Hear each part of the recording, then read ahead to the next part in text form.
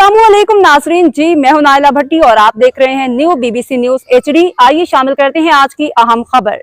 नौशहरा ईद कुर्बान करीब है तो बारबेक्यू में इस्तेमाल होने वाली अशिया की मांग में भी इजाफा हुआ है। शहरी की बड़ी तादाद में कोयले के स्टॉलों पे मौजूद है।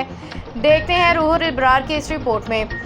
ईद उल अज़हा के मौके पर सुन्नत इब्राहिम की पैरवी जब अहलीमान कुर्बानी करते हैं तो कुर्बानी के गोश्त से मुख्तलिफ किस्म के पकवानों के लिए भी पहले से मनसूबाबंदी कर लेते हैं। ईद के मौके पर ज्यादातर लोग बारबेक्यू के प्रोग्राम बनाते हैं, इसलिए इसकी खरीदारी भी ईद से पहले कर लेते हैं। यहाँ पर ये दुकान सजी है, बारबेक्यू का सामान मिलता है।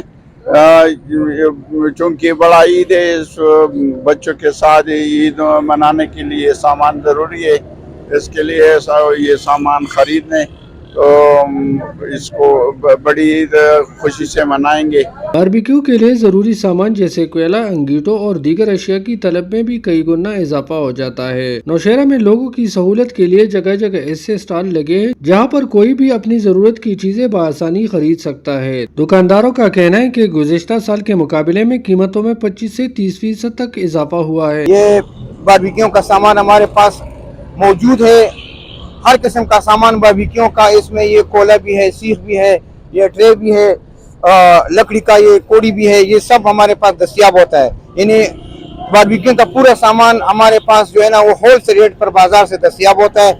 लेकिन महंगाई बहुत ज्यादा हो गया है, रश पिछले साल की निस्बत रश बहुत ज्यादा कम है। मगर फिर भी शहरी ईद की खुशी को दुबाला करने के लिए सामान खरीद रहे हैं। ईद उल अज़हा के मौके पर सुन्नत इब्राहिम की पैरवी जब अहलीमान कुर्बानी करते हैं तो कुर्बानी